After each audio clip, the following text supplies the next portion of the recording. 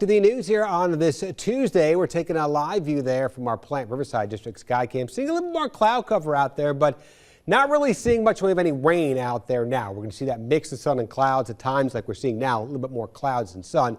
And a chance for a shower storm mainly through about that 9 o'clock hour. Then we should be drier for the overnight.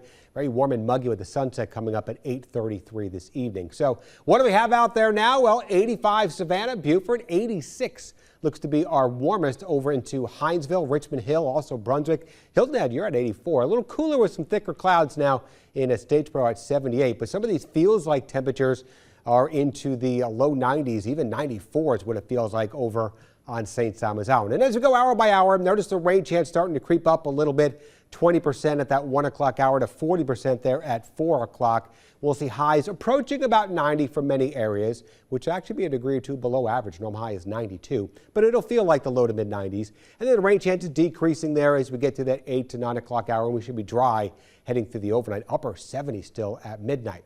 There's our Fair and Fair First Alert Live radar. Notice we're dry for all the inland areas, but right along the coast, we are seeing a few scattered showers here. St. Simons Island into Sapelo Island up towards St. Catharines Island. That's going to try to hold together, head up towards Tybee and Hilton Head. So don't be surprised if you're at the beach and see an isolated shower. No thunderstorms associated with that, but you can see the clouds starting to erode a little bit more. So I do think we'll see a little bit more breaks in the clouds here throughout the afternoon, but then those showers will start to develop. So for tomorrow, we're going to see another hot and muggy day, very much a carbon copy of what we have out there for today.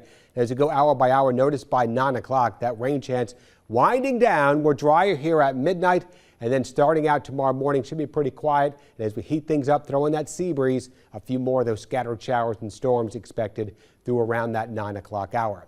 Now, as we move into our 4th of July, their frontal boundary becomes stationary, and that's what we're going to be watching as it kind of hangs out somewhere over North Florida, it looks like, into the weekend. And that's why we could have at least a slight chance of an area of low pressure trying to develop along that front.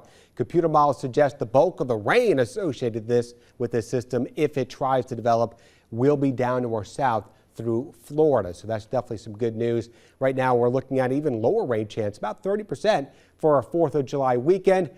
Here we are. If you have plans for fireworks there on Friday, which is the 4th of July, again, quiet in the morning as we heat things up, scattered showers, an isolated storm. This is the European computer model, and by that should be winding down by sunset, and that's going to continue into our weekend with highs remaining generally in the low 90s through the beginning of next week.